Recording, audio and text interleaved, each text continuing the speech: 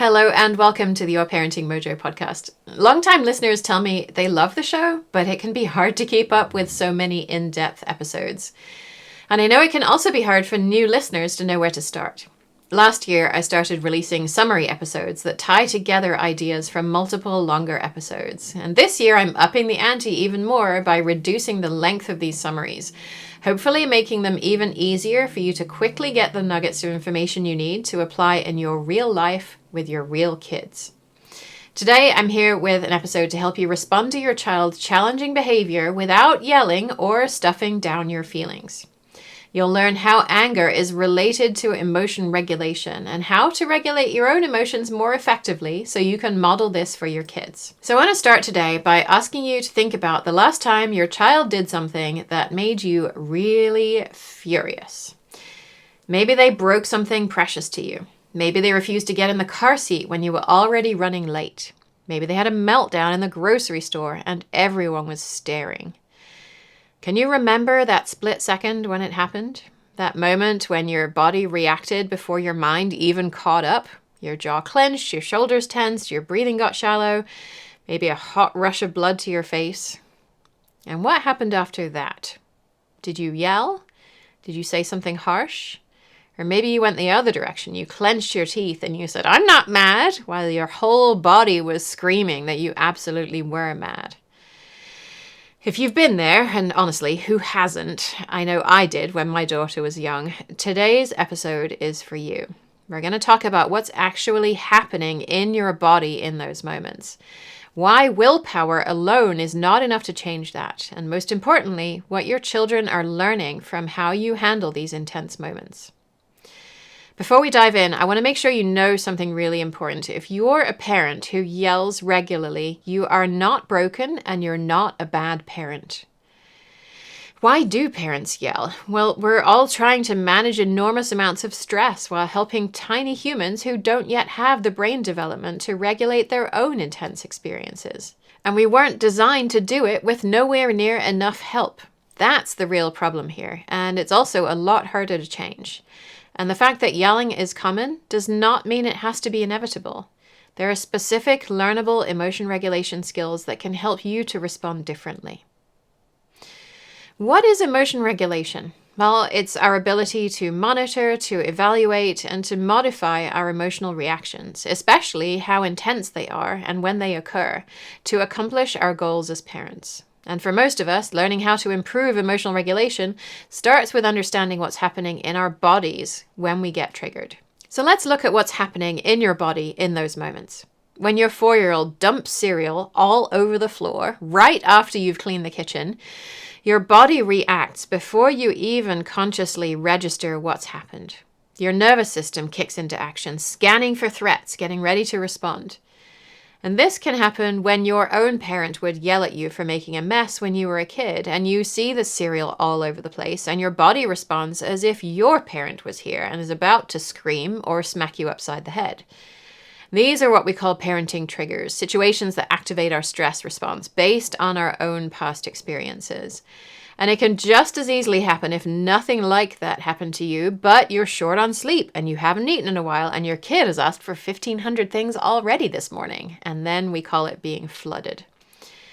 This is your body doing exactly what it evolved to do, to protect you from danger. The problem is your body can't tell the difference between a real threat like a tiger launching itself at you out of the savannah and the stress of parenting a challenging child. Your body reacts like it's the tiger, when really it's your child who needs your love and care. Your sympathetic nervous system floods your body with stress hormones. Your heart rate jumps, your muscles tense, your breathing gets shallow. And this is the key part. This all happens before the rational part of your brain even knows what's going on. This is a classic example of emotion dysregulation, when our emotional responses become overwhelming and interfere with our ability to think clearly and respond effectively. So when you hear advice to just stay calm or just count to 10, you're being asked to override a biological process that's already in motion. It's like telling you not to blink when something flies toward your face. The first step in developing more effective responses is learning to recognize your body's early warning signals. Sometimes these things seem like they come out of nowhere, but there are very often signs that this is coming. For some people, it's a tightness in the throat or the chest. For others, shallow breathing, clenched fists. Some people notice their thoughts speeding up or focusing on the catastrophe that will happen if you don't get your child to change this behavior right now. You might recognize that the same situations come up over and over again and feel these sensations happening as we walk down the hall knowing the child hasn't brushed their teeth, or see them playing video games when you know their homework isn't done, or hear raised voices from the next room. You might start to feel those physical sensations then, long before the moment that you actually snap. And these physical sensations are such important information. They're your body's way of saying, hey, something's happening here. You might want to pay attention. And that is a much more effective place to start working on this, rather than figuring out what to do in the moment that you snap. Learning to recognize these signs is one of the most important emotional regulation skills that you can develop as a parent. So what can you do when you notice these early warning signs? Well, this is where we can use what researchers call grounding techniques, simple emotional regulation strategies that can bring your nervous system back into balance using tools like breathing, movement, or touch. The simplest technique is often the most effective. Take one conscious breath. Not a deep breathing exercise that takes 5 minutes, just one single breath where you actually pay attention to the sensation of breathing. Notice the air coming in through your nose, filling your lungs, going back out. This does something really important. It sends a signal to your brain and your nervous system that you are safe right now. It reminds your body there's no actual emergency happening. Your 2-year-old is not a tiger. Your preschooler's meltdown is not a natural disaster. You can also try noticing what's happening in your muscles. Are your shoulders up around your ears? Let them drop. Are you clenching your fists? Open your hands. Sometimes just that simple body awareness is enough to create a little bit of space between your automatic reaction and your chosen response. Another powerful grounding technique is to touch something with an interesting texture. That might be a soft piece of fabric, a smooth stone, even just rubbing your fingertips together, feeling the ridges on your skin. This brings you back to the present moment and out of the story your mind is telling you about how awful this situation is. These techniques work because they activate your parasympathetic nervous system, the part of your nervous system that conserves energy and promotes calm. When you focus on your breath or your physical sensations, you're telling your body, I'm safe, I can handle this. What we're really doing with these techniques is buying ourselves some time. Time for the stress hormones to start clearing from our system, time for our rational brain to come back online, time to remember that we want to respond to our child from a place of connection rather than control. And remember, you're not doing this in the moment that you're exploding. You're seeing the kinds of circumstances that are often hard for you to navigate and noticing the physical signs you're getting dysregulated. And you're working to pause then, not in the moment when you're already yelling. Once you've created that moment of space, then you have the opportunity to reappraise what is happening. And this can be one of the most important strategies for emotion regulation, the ability to reframe a situation before you get overwhelmed by it. So instead of suppressing your emotions or letting them take over, you can acknowledge them and work with them. So you might say out loud, wow, I'm feeling really angry right now. I'm going to take a breath. And this models for your child that intense emotions are part of life, but we don't have to be controlled by them. Or you might reframe the situation. I can see that you're having a hard time right now. What's going on for you? Let me give you an example. Let's say you've asked your child to tidy up their toys multiple times and they're still scattered all over the living room. So instead of either exploding with, you never listen, or gritting your teeth and saying you're fine while angrily cleaning up yourself, you might say something like, I'm feeling frustrated right now because I've asked you to clean up a few times and the toys are still out. I'm going to take a breath. I'm trying to figure out what's going on for you. I'm wondering if maybe you're having a hard time knowing where to start, or if you want to be with me and you know that I'll be somewhere else while you're tidying. Would it help if we did this together? So you're acknowledging your real emotions here. You're taking a moment to experience them instead of stuffing them down. You're also assuming positive intent from your child. There's a reason behind their behavior. and you're moving toward a solution together. You are not requiring an immediate apology or compliance. They might need connection first. They might be genuinely overwhelmed by the task, and that's okay. This kind of emotion regulation strategy takes practice, but it gets easier over time. You're essentially training your brain to look for alternative explanations for your child's behavior. So instead of thinking, my child is being defiant and disrespectful, you might think, my child might have executive function challenges that make it hard to break down this task. Or my child might need some connection with me before they can help.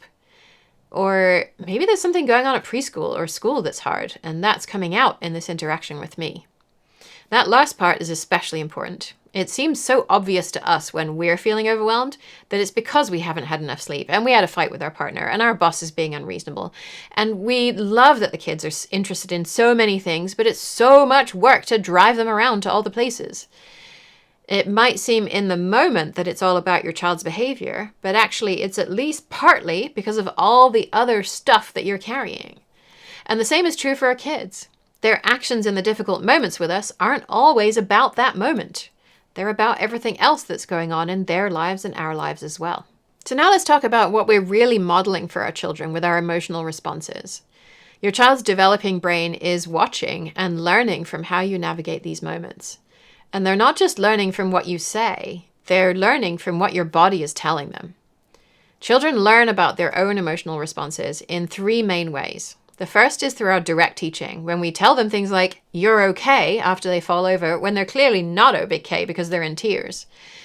The second is through the emotional climate of our family and how we all relate to each other. And the third, which is what we're focusing on today, is through watching how we regulate our own responses. So when you suppress your anger and say, I'm not mad, through gritted teeth, your child gets really conflicting information. Your words are saying one thing, but your body language is telling a completely different story.